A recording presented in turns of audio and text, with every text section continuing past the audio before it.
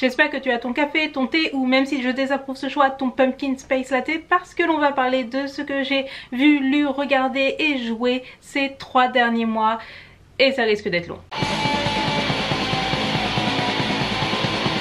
Bonjour à toutes et à tous et bienvenue pour cette nouvelle vidéo sur Blood is the New Black. Nous nous retrouvons avec un semblant de background et une ring light pour laquelle j'ai sué sang et eau, surtout eau puisque j'ai fait la plonge. Aujourd'hui nous allons faire une vidéo que je n'ai pas faite depuis genre 3 mois, la dernière fois que je l'ai fait j'étais encore en France, c'est le dans ma vie. Donc pour ceux qui sont arrivés récemment, le dans ma vie c'est quoi? C'est juste une vidéo où je vous raconte ce que j'ai écouté, ce que j'ai regardé, ce que j'ai lu sur, avant c'était sur le dernier mois mais là ça fait 3 mois que je l'ai fait donc on va parler du dernier trimestre. Ce sont des vidéos qui généralement sont assez longues et c'est pour ça que je ne l'avais pas fait parce que ce sont des vidéos qui me prennent une blinde à tourner. Il n'y a pas énormément de montage en soi, je fais juste des cuts etc. Mais vu que c'est des vidéos qui vont taper dans les 20, 25, 30 minutes potentiellement, et bah c'est long. Et en plus comme c'est des vidéos qui généralement ne marchent pas vraiment très bien, et bien ça me fait chier de passer un temps monstrueux pour un truc qui au final flop.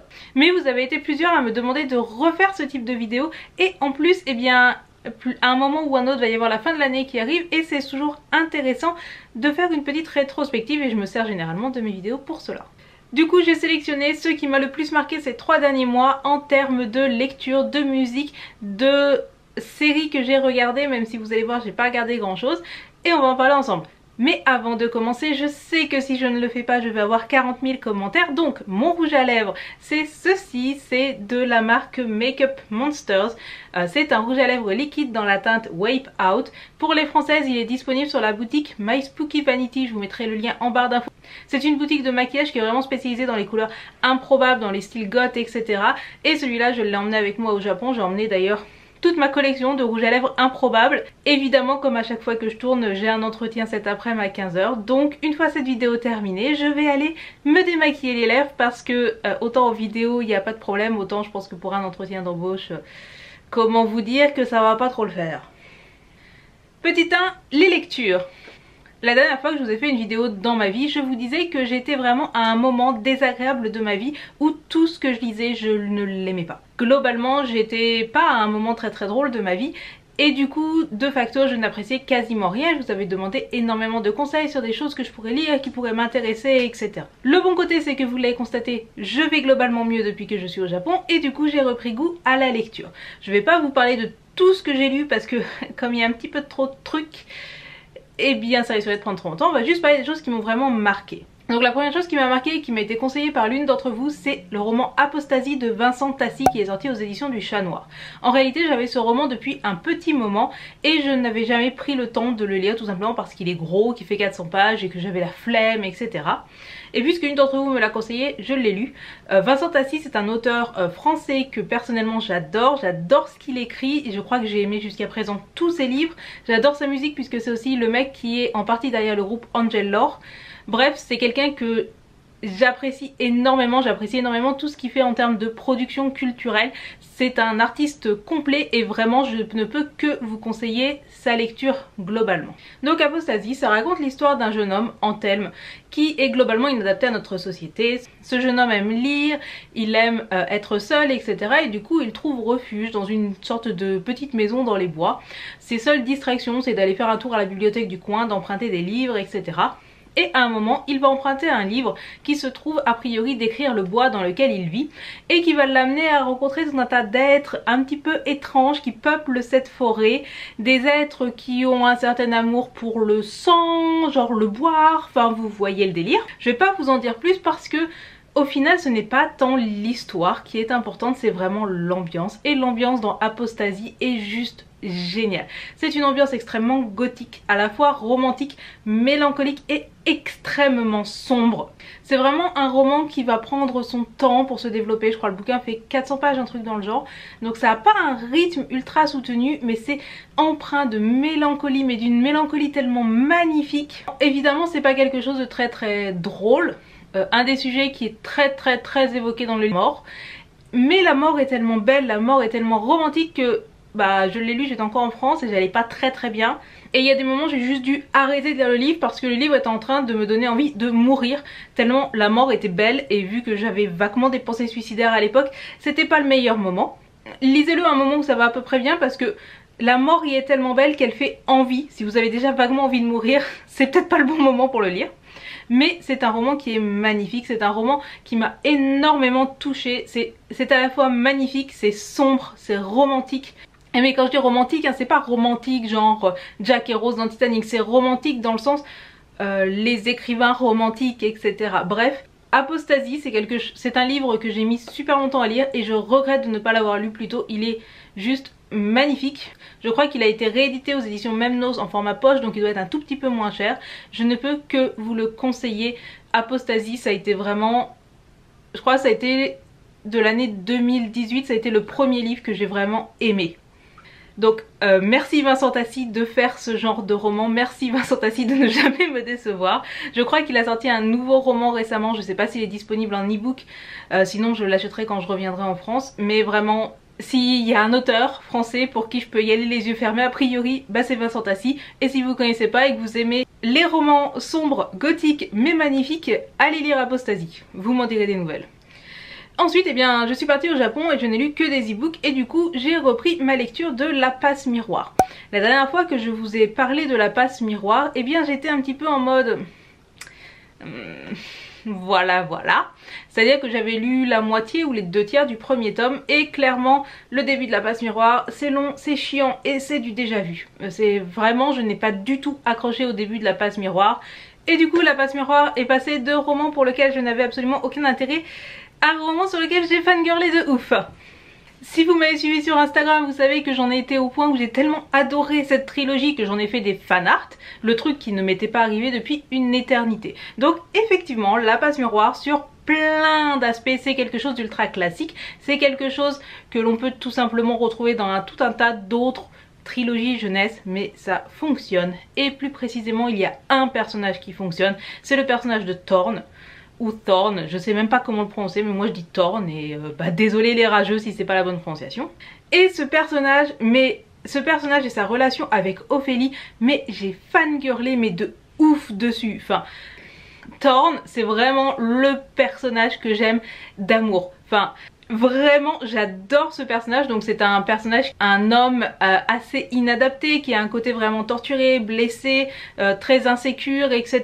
Et vraiment c'est... Enfin Thorn, j'ai juste envie de le prendre et de lui faire des câlins tellement je l'aime.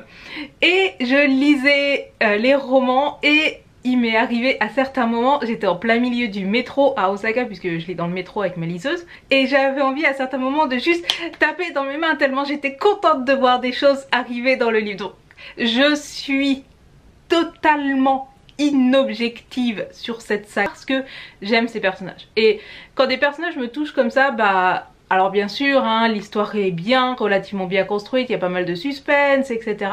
Mais vraiment, Thorn.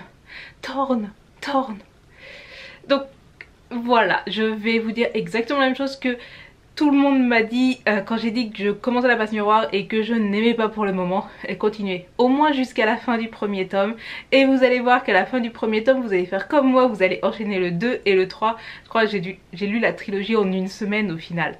J'ai mis genre un mois pour arriver aux 2/3 du tome 1 et après j'ai tout enchaîné tellement j'étais... Bref, j'aime cette série, j'aime Thorn mais j'aime aussi tous les personnages secondaires que j'ai tous de manière très visuelle dans ma tête. Et ce qu'il y a de bien, c'est que La Passe Miroir en plus c'est une auteure française. Donc Christelle Dabos c'est une auteure française, le tome 4 va arriver très bientôt. Vraiment jetez-vous dessus, allez le lire, je vous en supplie. Alors j'ai aussi lu pas mal d'autres choses que je vais juste très rapidement évoquer. Donc dans un premier temps j'ai lu Fingersmith de Sarah Waters, c'est l'une d'entre vous qui me l'a conseillé et j'ai pas du tout accroché, j'ai trouvé le roman extrêmement long. On est dans l'Angleterre victorienne ou édouardienne, en tout cas voilà, l'Angleterre de Charles Dickens en gros. Et on suit une espèce d'arnaque qui va être montée par, entre guillemets, des pauvres pour arnaquer des nobles. Et on suit plus précisément les deux filles, la pauvre et la noble, impliquées dans l'affaire. Il y a tout un tas de rebondissements, etc. J'ai trouvé ça extrêmement tiré par les cheveux. Donc la seule chose que je trouve vaguement sauvable, c'est l'histoire d'amour. Ensuite, ce qui m'avait été conseillé par Lélie et pour laquelle je la remercie énormément, j'ai lu le roman de Maeve Binchy, Le Cercle des Amis. Donc c'est un roman qui se passe en Irlande des années 50 et qui suit un groupe d'amis qui va se rendre rejoindre à l'université. Donc on les suit de la fin de leur lycée au début de l'université et ça parle un petit peu de ce côté, ce coming of age, je sais même plus comment on dit en français, le passage à l'âge adulte quelque part et le passage de la campagne du côté un petit peu bouseux au passage à la grande ville. Même si cela se passe dans les années 50, il y a beaucoup de choses sur lesquelles on peut se retrouver quand comme moi on est une campagnarde qui est allée faire des études à la ville. Bien que ça se passe dans les années 50, c'est pas du tout daté et même si ça se passe en Irlande, en tant que française, on peut tout à fait s'y retrouver. C'est un roman que j'ai trouvé très beau, qui m'a fait pleurer à de nombreuses reprises, pour lequel j'ai vraiment été touchée par les personnages. Alors c'est du slice of life, hein, c'est pas une enquête de ouf, c'est pas des mondes fantastiques, c'est vraiment du slice of life, de la vie de tous les jours, mais c'est super bien écrit. Et même si j'ai passé l'âge dans l'entrée à la fac, il y a pas mal de leçons de vie, de choses qu'apprennent nos personnages sur lesquelles j'ai pu vraiment me retrouver quelque part et ça m'a fait du bien aussi. Le cercle des amis, a priori c'est super connu, super célèbre, il y a même eu un film d'adapté. Moi je connaissais pas du tout parce que je suis pas du tout calée en littérature blanche. Si jamais ça vous parle, que vous avez envie de lire une belle histoire de sororité quelque part, eh bien allez lire le cercle des amis de Maeve Binchy ou Maeve Binchy. Alors je suis désolée pour la prononciation des noms, vous avez compris que... De toute façon, je suis la meuf qui dit Blink 182, donc à partir de là, voilà ma prononciation, globalement, j'en ai rien à battre. L'autre livre dont je voulais vous parler, c'est un livre qui est sorti en France chez Actes Sud, qui est un livre d'un auteur japonais qui s'appelle Les Doigts Rouges de Keigo Higashino. Tout simplement, c'est une petite enquête policière. Il y a en gros, il y a un meurtre qui s'est déroulé dans une maison et les membres de cette maison vont essayer de cacher ce meurtre. C'est un livre qui est très court, je crois il fait 150 ou 200 pages maximum et qui est très rapide. C'est un livre japonais donc il y a un côté très contemplatif, beaucoup de réflexions sur la nature humaine, etc. C'était un livre sympathique, j'irai pas jusqu'à dire que ça m'a transcendé, mais je lis pas beaucoup de livres d'auteurs japonais, donc du coup je voulais vous parler de celui-là si vous cherchez un livre un petit peu policier, vraiment un petit peu, hein. Le meurtre n'est pas forcément le centre du truc, au final le meurtre est plus un prétexte pour parler des relations intrafamiliales. Voilà, c'est sorti chez Actes Sud, c'est disponible en français, donc pourquoi pas. Alors d'après ma camarade, ça fait déjà 12 minutes qu'on parle de livres et j'ai 2 mangas dont j'ai envie de vous parler. Donc je lis plus autant de mangas que j'en ai lu par le passé, mais là j'ai lu 2 mangas particuliers dont j'avais envie de vous parler. Le premier, ça s'appelle Odisama to Neko, c'est l'histoire d'un grand-père, enfin d'un monsieur d'un certain âge, une cinquantaine d'années je pense, et d'un chat. Donc en gros, ce vieux monsieur vient à l'animalerie et adopte un chat. C'est un chat qui est là depuis plus d'1 an, qui est relativement moche, on va pas se le cacher, hein, voilà. Et en gros personne ne l'a adopté. Et ce grand-père arrive et il achète ce chat. Et le chat au début n'y croit pas, etc. Et en fait ce sont plusieurs petites histoires qui durent allez 4 ou 5 pages à chaque fois, qui racontent des petites scènes de vie entre ce chat qui a été rejeté toute sa vie, qui comprend pas trop pourquoi quelqu'un voudrait l'adopter, et ce monsieur qui malheureusement a vécu des choses pas très drôles, hein, on le comprend assez rapidement, et qui trouve dans ce chat une sorte de nouvelle raison de vivre en fait. Donc c'est un manga qui est magnifique, c'est un manga je pense que je pleure à chaque chapitre parce que c'est beau. À ma connaissance c'est pas sorti en français, il y a un seul tome qui est sorti en japonais, donc moi j'ai lu en scan trad, je vais pas vous apprendre à Tipiak. Je vous mettrai le titre et puis vous ferez votre petite toutouille et vous irez trouver. Et j'ai tellement aimé ce manga que j'ai hésité à l'acheter en japonais, tellement enfin il est magnifique, enfin vraiment ça m'a énormément touchée. Et le deuxième manga qui est un manga, je savais qu'il existait hein, mais ça me serait genre jamais venu à l'esprit de le lire, c'est le manga sur Jésus et Bouddha. En gros, c'est un petit peu comme si Jésus et Bouddha en ont marre de leur vie au paradis et décident de venir faire un PVT au Japon. Donc on les retrouve tous les deux en coloc à vivre une vie de tous les jours au Japon à la con. Donc il y a beaucoup de blagues que a priori je comprends pas parce que je suis pas très calée dans le bouddhisme. Les blagues sur Jésus je les comprends à peu près et encore. C'est stupide, ça n'a à peu près aucun sens. J'adore Jésus, Jésus est juste trop beau et trop drôle et je sais pas. Et c'est super difficile à expliquer parce que l'humour j'en comprends que la moitié, mais le peu que je comprends me fait rire. Le peu que je comprends me fait pleurer de rire. Je ne sais pas vous expliquer, c'est un manga que je n'aurais jamais lu de moi-même. Je crois qu'il était disponible à la bibliothèque de la boîte à laquelle je bossais, je crois. Mais je l'ai jamais emprunté parce que un manga à propos de Jésus et Bouddha... Et puis... pendant que j'allais chercher des mangas à Tipiak sur mon site de Tipiak préféré, c'était en première page, je me suis dit oh allez why not. Et c'était le meilleur why not que j'ai fait en lecture de manga ces 3 derniers mois, donc allez le lire si vous aimez l'humour un tout petit peu absurde, voire très absurde, avec des références parfois obscures, et que le fait de ne pas tout comprendre ne vous gêne pas. allez lire ce manga, je vous le conseille. Voilà. Généralement quand je bois dans mes vidéos je coupe, mais là je pense que je ne vais pas couper parce que j'ai besoin de partager ma joie d'avoir retrouvé de la Contrex qui est mon eau préférée ever au Japon. Donc à Donki, 120 yens, mais c'est mon eau préférée, alors Shoganai, il est temps de parler musique. Je n'ai que 2 groupes dans lesquels je vais vous parler. Alors j'ai écouté plein de trucs, mais je pense que globalement vous n'avez pas besoin de moi pour découvrir genre le dernier Ghost. Enfin je pense que vous êtes au courant que Ghost a sorti un nouveau truc. J'ai une opinion un petit peu partagée. Autant j'adore certains morceaux. Enfin le I Wanna Be With You in the Moonlight là, c'est trop cheesy, mais en même temps j'adore les trucs cheesy et je connais les paroles par cœur et du coup ça passe crème. Et du coup j'ai énormément écouté Préquel de Ghost. J'irai pas jusqu'à dire que ça a été un de mes albums favoris, et je vais pas en parler plus que ça parce que globalement si vous connaissez le métal, vous connaissez Ghost, vous avez pas besoin de moi pour découvrir. Alors parmi les trucs que j'ai aussi beaucoup écouté ces 3 derniers mois, j'ai beaucoup écouté Hyde puisque je suis allée le voir en concert au Japon. J'en ai déjà parlé dans une autre vidéo. A priori Hyde, si vous vous intéressez un petit peu à la musique japonaise, vous connaissez déjà. J'ai aussi écouté le dernier album de The Gazette qui est bien, mais sans plus j'en ai pas fait une folie. Les 2 seuls albums dont je vais vraiment vous parler, c'est 2 albums un tout petit peu moins connus qui je pense méritent d'être découverts. Donc le premier c'est l'album Realms de Darker qui est un one woman band puisqu'il est fait uniquement par Jane Weisenberg, quelque chose comme ça, une anglaise. C'est tout simplement du doom atmosphérique très gothique. En gros, pensez un mélange entre The Third and the Mortal et Mercure, sans le corpse paint et sans trop de vocaux hurlés.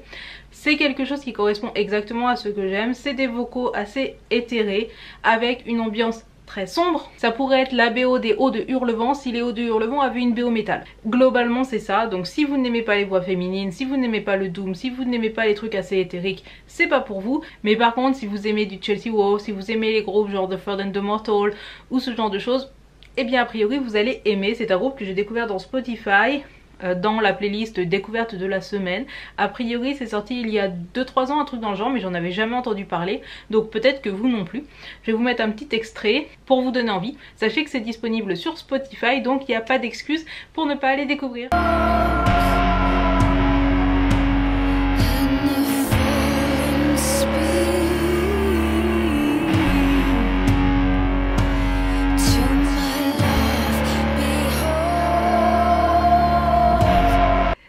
Le deuxième groupe dont j'avais envie de vous parler et que j'ai énormément écouté, je me suis tâtée de est-ce que je parlais de ce groupe ou pas, tout simplement parce que le groupe en question c'est Black Magic SS.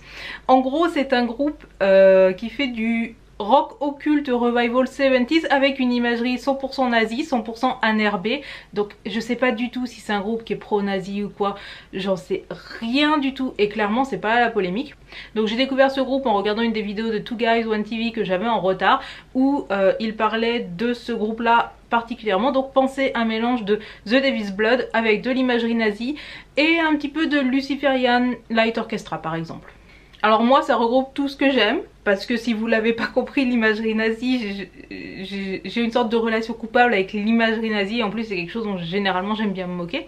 Donc pensez à un trip nazi sous LSD avec de la musique qui vraiment est très chaude, très rock occulte 70s, qui est un truc que j'adore évidemment. Alors c'est pas disponible sur Spotify, j'ai dû retourner faire un tour sur les blogspots brésiliens pour aller le tipiac. Non, on les trouve sur YouTube, c'est juste que j'écoute pas de musique sur YouTube. Les pochettes d'albums sont particulièrement à mi-chemin entre le dégueulasse et le génial. Je vais vous mettre un petit extrait. A priori si vous aimez le rock occulte, ça va vous parler. Et sinon bah désolé.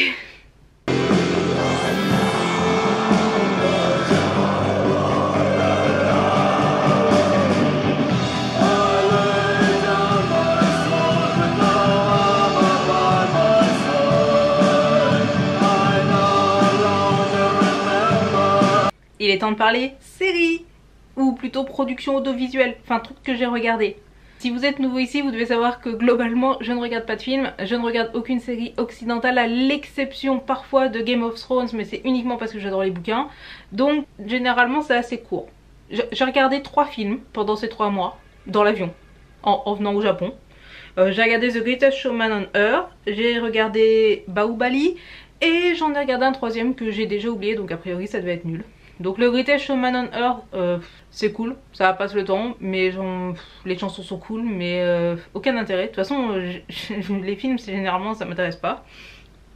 Donc pendant ces 3 mois, il n'y a que 2 séries dont j'ai envie de vous parler, qui sont 2 séries d'animé, évidemment, puisque voilà. La première, c'est que j'ai terminé Wotaku Nikoi wa Muzukashi, dont je vous ai déjà parlé dans une précédente vidéo. Donc abrégé en Wotakoi, on suit l'histoire d'amour entre 2 otaku. Autant j'étais vraiment super hypée au début, enfin de ouf, et j'adorais cet anime parce que je le trouvais réaliste. Le postier vient de passer, du coup j'ai totalement oublié où j'en étais. Donc, Wotaku Nikoi wa Muzukashi, à la base je trouvais ça génial. Je trouvais ça très bien de montrer une héroïne qui était vraiment à fond dans ses passions, qui était une vraie otaku, etc. Et je trouvais ça globalement assez réaliste. Le problème, c'est que plus la série a avancé, plus on a fini par trouver l'héroïne dans une position de fille, dans une position ultra genrée, genre je fais la popote, etc. Et du coup ça m'a beaucoup moins intéressée parce qu'on est passé de relation entre 2 otaku à relation entre une fille et un otaku, et du coup bah j'ai trouvé ça beaucoup trop inintéressant, sexiste et un petit peu triste aussi. Donc ouais, je suis un peu mitigée. Donc là la saison 1 est terminée, je regarderai la saison 2 quand elle sortira, mais globalement je suis pas convaincue. La deuxième série que j'ai commencé et que je n'ai pas fini, puisque à ma connaissance elle n'est pas encore finie au Japon, c'est Banana Fish. Banana Fish, c'est une adaptation d'un manga des années 80 mais qui a été transposé à aujourd'hui, où globalement on suit Ash, qui est un petit peu un chef de gang dont le grand frère a servi en Irak et est devenu fou en parlant d'un truc qui s'appelle Banana Fish. Et au début on sait pas trop ce qu'est Banana Fish, on le découvre par la suite. Donc c'est un anime qui est très beau, qui a une très belle animation, qui se déroule un petit peu dans les gangs aux États-Unis. Je l'ai commencé tout simplement parce que ici au Japon c'est un peu en couverture de tous les magazines et que bah H a une belle gueule, donc je me suis dit que j'allais commencer. Je ne m'attendais à rien du tout et je ne savais absolument rien dessus. J'avais vite fait regarder sur Wikipédia, j'avais vu que c'était censé être un shoujo. En réalité c'est pas un shoujo du tout.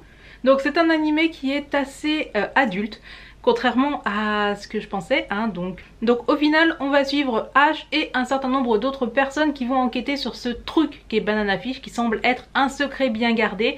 Donc on est plutôt sur un feeling un petit peu seinen, je sais pas, ça m'a un peu fait penser à Monster par moment. Par contre, gros trigger warning, moi j'étais pas du tout au courant.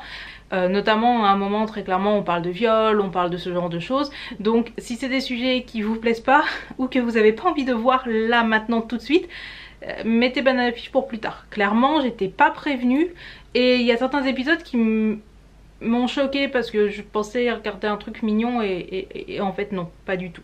Ça n'enlève pas de qualité, c'est juste qu'il y a des moments, c'est pas le genre de truc que t'as envie de voir. Donc pour le moment je continue, j'apprécie maintenant que je sais que c'est un truc adulte, je sais que si j'ai envie d'un truc mignon, bah je vais regarder autre chose, pas ça. Et généralement si je veux un truc mignon, bah je regarde Persona. Voilà. Ou je me fais les replays de Shirokuma Café. Et voilà qui clôt ce Dans ma vie sur le trimestre T3 2018. C'était probablement trop long, je vais en chier au montage, mais j'espère vous avoir fait découvrir un ou deux trucs.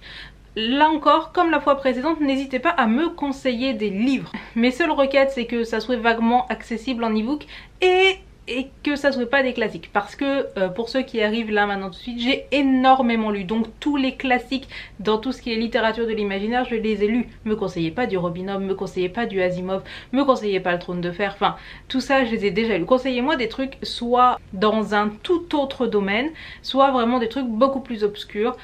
Et là a priori ça m'intéressera parce que là je suis en train de lire le dernier Arnaldur Indridason.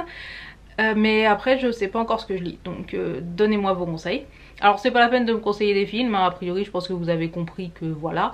Par contre vous pouvez me conseiller de la musique, surtout si c'est disponible sur Spotify, et bien ça m'intéresse toujours de renouveler mes playlists. J'espère que cette vidéo vous a plu, n'hésitez pas à me dire ce qui vous a marqué ces derniers mois, que ça soit en littérature, en film, en série, etc. Partageons un petit peu là-dessus. Sur ce, merci de m'avoir regardé jusque là. En attendant la prochaine vidéo, n'oubliez surtout pas d'allumer la lumière et je vous retrouve très bientôt. Tchuss!